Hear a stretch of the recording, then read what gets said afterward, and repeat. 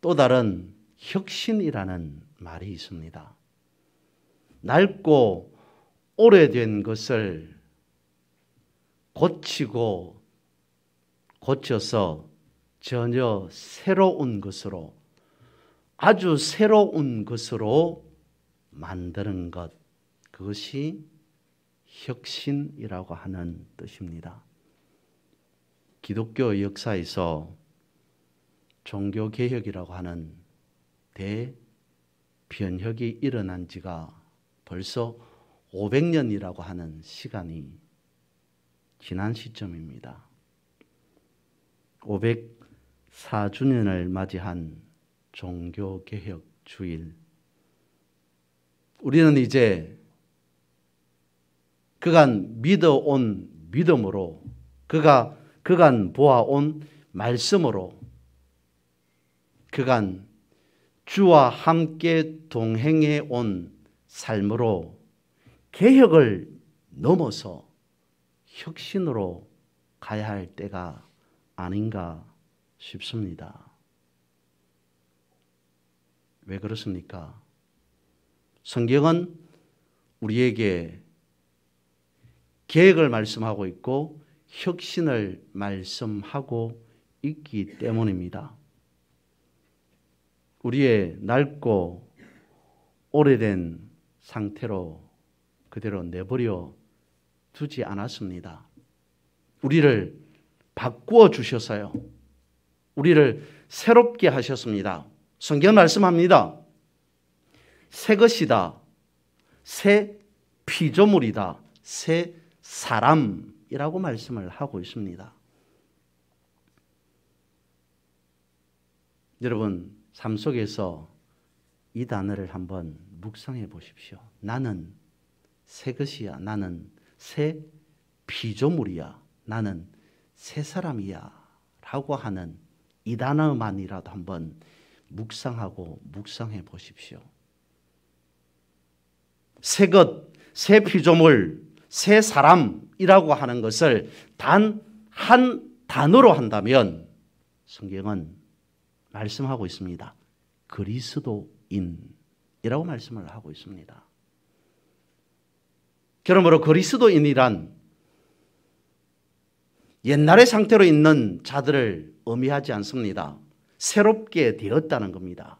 그리스도인이란 옛사람이 아니라 새사람이라는 겁니다. 그리스도인이란 죄인이 아니라 오인이라고 분명하게 말씀하고 있습니다. 그것이 새 사람이고 새 피조물인 거죠. 성경은 두 부분으로 나눌 수 있지 않습니까? 구약과 신약으로 구분이 됩니다. 옛 언약과 새 언약으로 구분할 수 있어요. 옛 언약인 율법의 시선으로 바라보면 우리는 죄인이에요. 그러나 새 언약인 복음의 시선으로 바라보면 우리는 하나님 앞에, 주님 앞에 의인이 됩니다.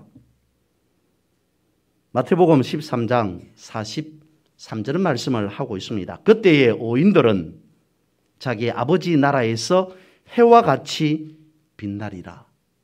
귀 있는 자는 들으라 말씀하고 계시고요. 그리고 로마서 1장 17절도 말씀합니다. 복음에는 하나님의 의가 나타나서 믿음으로 믿음에 이르게 하나니 기록된 바 오직 의인은 믿음으로 말미암아 살리라 함과 같으니라. 믿는 자는 어떤 자라고요? 성경에는 분명히 의인이라고 말씀을 하고 있습니다. 그러면 의인은 어떤 사람입니까? 다시 돌아가서 생각해 보면 의인은 그리스도인이 되는 거죠. 그러므로 이제 우리는 더 이상 율법에 갇힌 옛 사람으로서의 바리새인, 사두개인일 필요는 없습니다. 우리는 변화된 사람입니다. 우리는 개혁된 사람이고 우리는 혁신된 사람이라는 거죠. 성경에 보면 변화산 사건이라고 하는 제목이 붙은 주님과 제자들 간에 일어났던 일에 대한 이야기가 기록되어 있습니다. 어느 날 예수님께서 베드로, 야고보, 요한 제자 3명을 데리고 높은 산으로 올라갑니다. 거기에서 제자들은 그야말로 황홀한 희한한 현상을 목격하게 되는데요. 예수님께서 변화되는 모습을 제자들이 사람들이 보게 됩니다. 목도하게 돼요. 예수님의 얼굴이 해와 같이 빛나게 되고 예수님이 입으셨던 옷도 빛나는 옷으로 바뀌어집니다. 그리고는 구약의 믿음을 가지고 있었던 사람들, 제자들 만나보기를 학수고대하였던 모세와 엘리야까지 그곳에서 만나게 됩니다. 예수님의 변화된 모습 또한 저들이 한번 보았으면 이라고 하는 저들 자신에게 있어서 엄청난 위대한 사람 모세와 엘리야가 그 자리에 나타나게 되죠.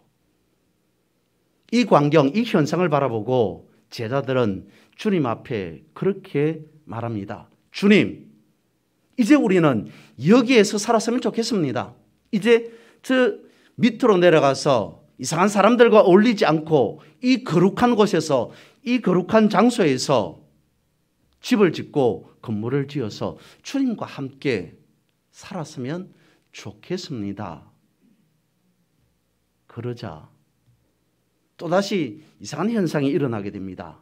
안개인 듯 구름인 듯 이상한 것들이 주님과 제자들이 서 있는 그곳을 뒤덮어 버리죠. 그리고는 하늘에서 음성이 들립니다. 이는 내 사랑하는 아들이요 내 기뻐하는 자라. 너희는 그의 말을 들을지어다. 하늘에서 이런 음성이 들리니까 사람들은 제자들은 깜짝 놀라서 자리에 납작 엎드립니다. 두려워 떠는 저들을 향하여서 주님께서 오셔서 두려워하지 말라. 일어나라. 고개를 들어라. 그리고 고개를 들어보니까 주님 외에 다른 사람들은 보이지 않더라. 성경은 그렇게 말씀하고 있습니다. 그것이 변화산 사건에 대한 이야기입니다. 여기에서 성경은 우리에게 무엇을 가르쳐주고 있는 것일까요?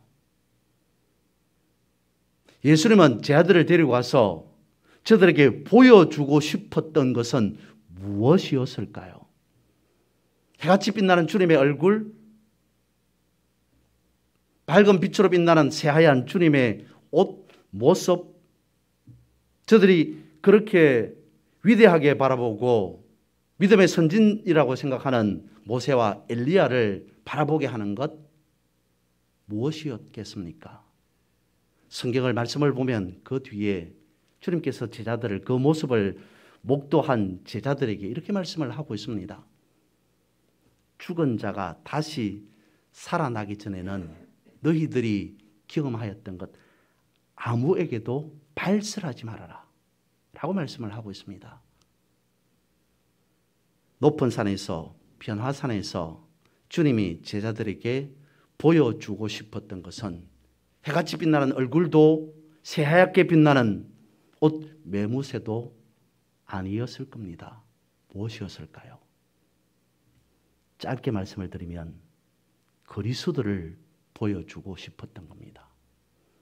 예수가 아닌 그리스도를 제자들에게 베드로와 요한 제자들에게 보여주고 싶었을 겁니다. 그런데 제자들은 그것을 보지 못했던 거죠. 그냥 자신들의 눈앞에 바뀐 예수님의 변화된 모습만 보았습니다.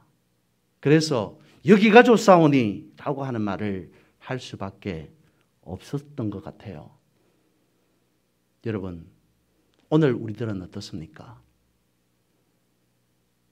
교회를 다니면서 신앙생활하면서 우리는 예수의 모습만 보고자 하는 것 아닙니까?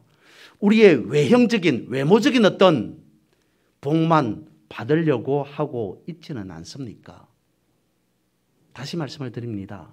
그것은 꼭 굳이 교회가 아니더라도 얼마든지 다른 곳에서도 받을 수 있지 않을까 싶습니다. 그것을 원한다면 굳이 오늘 우리가 이 자리, 이 시간에 앉아 있을 이유는 없을 것 같습니다.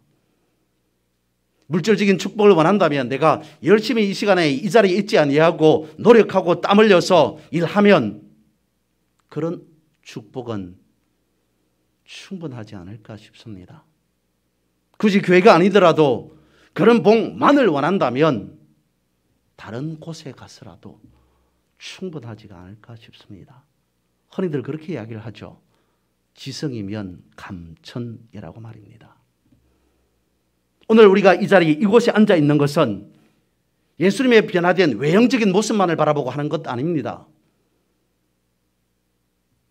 그리스도의 모습, 주님께서 인류의 죄를 지시고 모든 것을 다 헌신하시기 위한 예수 그리스도의 모습을, 메시아의 모습을 진실로 내 삶의 온전한 평화를 위해서, 행복을 위해서, 화평을 위해서, 나의 구원을 위해서, 나의 진실한 영생을 위해서 주님께서 오셨구나, 내가 주님을 믿고 있구나 라고 하는 그 믿음을 붙잡고 살아가는 것, 그것을 주님은 제자들에게 그리고 오늘 우리에게 보여주고 계시는 겁니다. 외형적인 것만 복이다 라고 한다면 그것은 복의 전부가 아닌 일부분이겠죠. 완전한 복이 아닌 반쪽의 복 아니겠습니까? 그래서 성경은 말씀하고 있습니다. 에스겔서 36장 26절 27절에서는요. 새 영을 너희 속에 두고 새 마음을 너희에게 주되 너희 육신에서 굳은 마음을 제거하고 부드러운 마음을 줄 것이며 또 내 영을 너희 속에 두어 너희로 내 율례를 행하게 하리니 너희가 내 규례를 지켜 행할지라. 새 언약의 말씀을 이루어 주시기 위해서 주님은 이 땅에 오셨습니다. 예수님은 성경 말씀하고 있습니다. 육신의 굳은 마음으로 지키던 율법의 마침이 되시고 어떻게 해요? 성령을 통해서 새 영을 은혜의 시대에 우리에게 부어주신다 라고 말씀을 하고 있습니다. 로마서 8장 3절 4절 일부분 말씀입니다. 율법이 육신으로 말미암아 연약하여 할 수 없는 그것을 하나님은 하시나니 육신을 따르지 않고 그 영을 따라 행하는 우리에게 율법의 요구가 이루어지게 하려 하심이라. 우리는 주님께서 행하신 혁신 안에 살아가고 있다는 겁니다. 우리는 진리의 성령이 깨우쳐 주시는 말씀으로 거듭난 새 언약의 백성이라는 것을 말씀해 주고 있는 거예요. 오늘 본문의 말씀 첫 번째를 살펴보면 이렇게 말씀을 하고 있습니다. 우리가 새로워졌다라고 말씀을 하고 있습니다. 14절 말씀을 제가 다시 읽어드립니다. 하물며 영원하신 성령으로 말미암아 흠없는 자기를 하나님께 드린 그리스도의 피가 어찌 너희 양심을 죽은 행실에서 깨끗하게 하고 살아계신 하나님을 숨기게 하지 못하겠느냐. 무엇을 말씀하시냐면 새로운 것을 말씀하고 있다라고 말씀을 드렸는데 그 새로움이라고 하는 것이 깨끗하게 하고라고 하는 것에서 찾아볼 수 있습니다. 깨끗하게 했다, 정결하게 했다는 거죠. 그러면 그 전에 우리는 어떤 사람, 어떤 삶이었다는 겁니까? 깨끗하지 못하고 정결하지 못한 사람이었다는 겁니다. 그래서 깨끗하게 했다는 것은 이제 다시 새롭게 했다는 거죠. 정결하게 하였다는 겁니다. 새롭게 하였다는 겁니다. 주님이 우리를 깨끗하게 하셨습니다. 전에 우리는 부정하였습니다. 더러웠습니다. 이제는 우리는 정결하게 되었습니다. 변화되었다는 겁니다. 새롭게 변화되었다는 겁니다. 그러니까 바뀌었다는 것을 새롭게 변화되었다는 것으로 전제한다면 그게 개혁이고 혁신이라는 거죠. 개혁, 혁신은 어디에서부터 시작되는가? 변화로부터 시작된다라는 것을 말씀을 드려봅니다. 성경에 등장하는 믿음의 선진, 성경에서 등장하는 많은 인물들 중에서 우리에게 가르쳐 주는 것은 저들은 큰 변화를 경험한 사람들이다 라고 말씀을 하고 있어요. 그 중에 한 사람, 욥을 살펴봅니다. 크레이거 바르톨로뮤라고 하는 사람이 하나님께 소리치고 싶을 때 욥기 일상을 변화시키는 말씀 1이라고 하는 책을 썼어요. 일의 서원이라고 하는 곳에서 발간한 책인데 시리즈물입니다. 주제가 이겁니다. 일상을 변화시키는 말씀이라고 하는 것이 이 책 시리즈의 가장 큰 주제가 되는데, 욥이라고 하면 고난에 대하여서 우리는 생각할 겁니다. 책에서도 욥이 겪었던 고난에 대해서 말씀하고 있어요. 그런데 주제는 그겁니다. 고난을 겪었던 욥이라기보다는 하나님의 말씀은 변화시킨다. 변화된 욥이라고 하는 것에 초점이, 주제가 있는 거죠.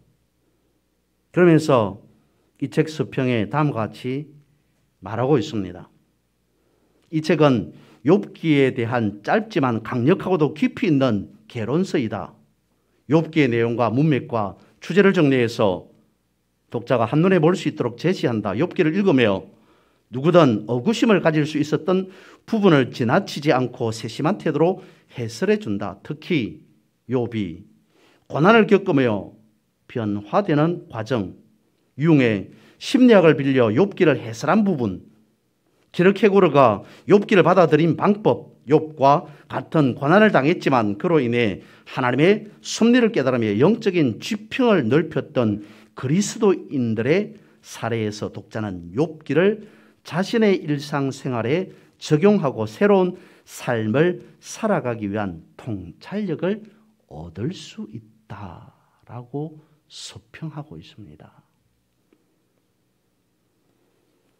생각해 보십시오. 하나님께서 욥에게 고난을 주기 위한 것이 목적이었을까요? 욥을 힘들게 하고 어렵게 하고 고통을 주고 고난을 주고 모든 삶이 엉망이 되도록 하는 것이 하나님의 목적이었겠습니까? 아닙니다. 그것은 최소한 아니라고 우리는 인지하고 있습니다. 그러면 무엇이었을까요? 욥이 그토록 고난 받을 수밖에 없었던 이유는 무엇이었습니까? 변화 아니었을까요? 그것도 그냥 변화가 아닌 전혀 새로운 변화, 개혁, 혁신을 위해서 욥에게 그런 인생, 그런 삶을 살도록 하신 것은 아니었겠습니까? 지난주에도 말씀을 드렸습니다만 그 일을 통하여서 욥은 뒤에 갑절의 은혜, 갑절의 축복을 받아요. 갑절의 은혜를 받은 욥의 기분, 느낌이라고 이야기를 해야 될까요? 갑절의 축복을 받은 욥은 어땠을까요? 다시 태어나지 않았을까라고 하는 그러한 느낌, 그러한 기분을 가지지 않았겠습니까? 나는 고난 이후 전혀 새로운 사람으로 새로운 인생을 살게 되었다라고 여기지 않았겠습니까? 성경은 변화된 새 사람인 욥에 대하여서 말씀해 주고자 하였던 겁니다. 책 하나를 더 소개해 드립니다. 캐롤린 커스티즈 제임스라고 하는 사람이 쓴 소외된 이들의 하나님 룻기 일상을 변화시키는 말씀 7이라고 하는 책이 있어요. 나오미와 룻에 대한 이야기입니다. 역시 일회 서원에서 나온 책인데요. 이렇게 말하고 있습니다. 룻기는 당시의 체제와는 반대로 하나님의 목적을 진척시키는 데 꼭 필요한 존재로 여성을 평가함으로써 조금 직선적인 표현이 있어요. 체제 전복적인 복음의 속성을 드러낸다. 가부장제 사회에서 여자의 가치는 남편과 아들들의 지위에 따라 결정되었다. 룻과 나오미는 그 당시의 문학적 렌즈로 들여다볼 때 0점도 안 되는 가치를 지닌 자들이었다. 그러나 룻기에서 소개하는 하나님의 복음은 이 가치 체계를 바꾸어서 전복하여 그분의 목적을 진척시키는데 여자들이 얼마나 중요한 존재인지를 드러낸다. 일상에서 변화되는 사람들 무엇으로요? 하나님의 말씀으로. 성경은 곳곳에서 변화된 사람들에 대한 이야기가 이어지고 있습니다. 그 사람들은 하나같이 변화된 삶을 살았습니다. 새롭게 되는 혁신을 깨닫게 되었을 겁니다. 두 번째 15절에 있는 중심되는 말씀을 살펴보고자 합니다. 15절은 새 언약에 대해서 말씀을 하고 있죠. 이로 말미암아 그는 새 언약의 중보자시니 이는 첫 언약 때에 범한 죄에서 속량하려고 죽어서 부르심을 입은 자로 하여금 영원한 기업의 약속을 얻게 하려 하심이라. 새 언약의 중보자라고 말씀을 하고 있습니다. 예수 그리스도는 새 언약이시고 새 언약의 중보자이시다라고 말씀을 하고 있습니다. 그러니까 예수 그리스도께서는 우리에게 새 언약을 주시기 위해 오셨다라고 하는 말로 이어지죠. 들어온 상태에서 정결케 되고 옛 언약이 아닌 새 언약을 알고 사는 우리는 분명 새로운 사람임에 틀림없습니다. 여기에서 새로움이라고 하는 것을 한번 살펴봅니다. 원어로 보면 새것, 새로움이라고 하는 기준이 되는 두 가지의 단어가 있어요. 네오스라고 하는 단어 하나와 그리고 카이노스라고 하는 단어가 있습니다. 네오스나 카이노스나 둘 다 똑같이 새것, 새로움이라고 하는 뜻입니다. 영어로는 new가 되겠죠. 한문어로는 새신 내지는 새로울 신자가 네오스 내지는 카이노스라고 하는 말인데요. 네오스는 이런 의미를 품고 있습니다. 우리가 일상 속에서 쓰는 가전제품이나 전자제품들 중에서 신모델이 나왔다, 새 모델이 나왔다라고 할 때에 새로운 모델, 그는 옛날 것보다 조금 더 무엇인가 업그레이드된 버전, 이런 것들을 의미하지 않습니까? 조금 안 좋았던 부분들을 일부 고치고 수정해서 조금 더 좋게 해서 만드는 것, 그것이 네오서라고 한다면 카이노스는 유사합니다만 그것과는 다릅니다. 카이노스를 말씀하고 있는 성경은 요한복음 2장이죠. 예수님께서 공생의 사역을 시작하시면서 가장 먼저 첫 번째 보여주셨던 가나 혼인잔치의 기적이 카이노스의 의미로서 이해할 수 있습니다. 물이 포도주로 바뀐 일이죠. 포도주도 물의 성분을 가지고 있습니다만 물과 포도주는 확연히 다릅니다. 카이노스는 그것입니다. 형태는 비슷하고 유사할지는 모르겠습니다만 근본이 바뀌었다는 겁니다.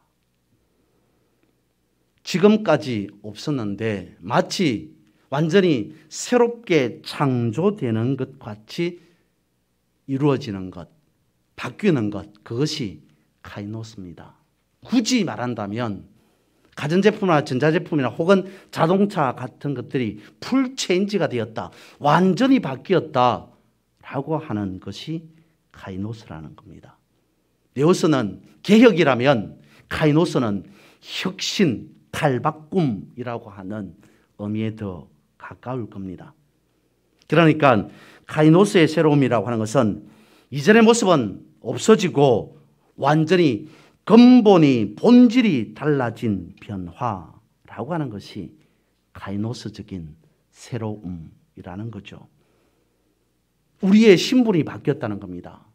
예수 믿으나 교회 다니나 나라고 하는 외형적인 모습은 그대로입니다. 그러나 교회 다니고 예수 믿고 라고 하는 이 근본적인 차이는 분명히 있습니다. 신분이 바뀌고 본질이 달라지는 변화, 영으로 성령으로 새롭게 달라지는 변화, 그것이 카이노스라고 하는 거죠. 이것을 성경에서 보여주고 있는 카이노스적인 변화를 겪은 한 사람을 말하라면 오네시모를 말할 수 있을 겁니다. 그는 골로새 지역에 사는 빌레몬이라고 하는 주인을 섬기는 종이었습니다. 하인이었어요. 그런데 이 오네시모라고 하는 하인이 종이 어느 날 빌레몬이라고 하는 주인의 돈을 훔쳐서 로마로 도망을 가버립니다. 종이었던 사람이, 하인이었던 사람이 주인의 돈을 훔쳐서 도망을 가버려요. 분명히 오네시모는 잘못된 사람입니다. 착한 사람이 아닙니다. 잘못한 죄인일 수밖에 없는 사람입니다. 그런데 이런 오네시모를 사도 바울이 어떻게 평가하고 있냐면 이렇게 성경에는 말씀하고 있어요. 그가 오네시모입니다. 전에는 내게 빌레몬입니다. 주인이죠. 오네시모의 주인. 내게 무익하였으나 이제는 나와, 사도 바울 자신입니다. 나와 내게 빌레몬입니다. 사도 바울 나 자신과 그리고 너 빌레몬에게 유익함으로 라고 말씀을 하고 있습니다. 그가 전에는 내게 무익하였으나 이제는 나와 내게, 우리 모두에게 유익한 자가 되었다. 왜 그랬을까요? 왜 그렇습니까? 예수 그리스도 때문이었습니다. 오네시모가 전에는 주님을 몰랐다가 이제는 주님을 온전하게 알게 되었다. 주님을 알았기 때문에, 그리스도를 알았기 때문에 그는 변화된 새 사람이 되었다라고 말씀하고 있는 거죠. 종이었던 자가, 죄인이었던 사람이 그리스도인으로 바뀌었다고 성경은 빌레몬서에서 오네시모에 대하여서 말씀해 주고 있습니다. 사마천의 사기에 보면 쇠파리도 천리를 간다라고 하는 말이 있어요. 날아다니는 파리가 한 번에 단번에 어떻게 천리길을 갈 수 있겠습니까? 그런데 사기에는 쇠파리도 천리마의 꼬리에 붙어 있으면 천리를 간다라고 말하고 있습니다. 무엇을 말하는 걸까요? 한낱 미물에 불과한 떠다니는 파리 한 마리가 천리를 한꺼번에 단숨에 달리는 천리마의 꼬리에 붙어 있으면 그도 역시 천리를 단번에 갈 수 있다는 겁니다. 종교개혁주의. 이 나이에 우리가 무슨 개혁, 혁신, 이제 와서 우리가 무슨 개혁, 혁신, 새로운 변화, 그것을 논하겠는가? 그냥 살아왔던 대로, 흘러왔던 대로, 지내왔던 대로 지내면 되지. 그런데 성경이 아닌 다른 곳에서도 말하고 있습니다. 쇠파리 한 마리도 천리마에 붙어 있으면 천리를 단숨에 간다고 했는데 우리는 어떤 사람입니까? 옛 언약, 구약에 속해 있는 자가 아닙니다. 신약, 새 언약 안에서 그리스도를 통해서 오임된, 새 사람 된, 새 피조물 된 우리로서 살아가고 있단 말입니다. 그리스도 안에 있으면, 그리스도에 속해 있으면 우리 역시 천리 만리도 무난할 겁니다. 종교개혁주의, 우리는 그리스도인으로서 하루를 살더라도 변화된 삶을 살아가는 게 맞습니다. 일일 우일신하여서 진실로 새 사람으로서의 변화된 그 은혜를 누리고 살아가는 그런 여러분 되시기를 주님의 이름으로 축복합니다.